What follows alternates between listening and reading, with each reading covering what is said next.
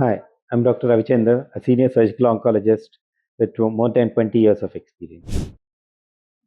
మగవారిలో కూడా HPV vaccine ఇప్పించవచ్చా అని చెప్పి చాలామంది అడుగుతూ ఉంటారు.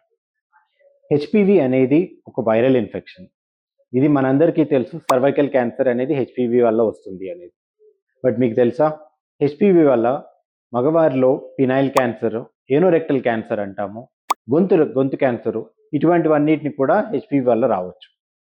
సో హెచ్పివి వ్యాక్సిన్ అనేది మగవారిలో కూడా ఇప్పించుకోవడము సబబే. మగవారిలో ఇప్పించినట్టయితే అది వాళ్ళలో ఉన్న క్యాన్సర్ని ప్రివెంట్ చేయడమే కాకుండా హెచ్పివి అనేది సెక్స్ ద్వారా ట్రాన్స్మిట్ అవుతుంది. సో ఆడవారికి కూడా వారి నుంచి ఆడవారికి హెచ్పివి సోకకుండా కూడా ఇది హెల్ప్ చేస్తుంది. సో అమ్మాయిల్లోనే కాదు, 12 నుంచి 15 ఏళ్ళ అబ్బాయిలందరికీ కూడా ఈ హెచ్పివి వ్యాక్సిన్ ఇప్పించవలసిందిగా అందరికీ రికమెండ్ చేస్తాం.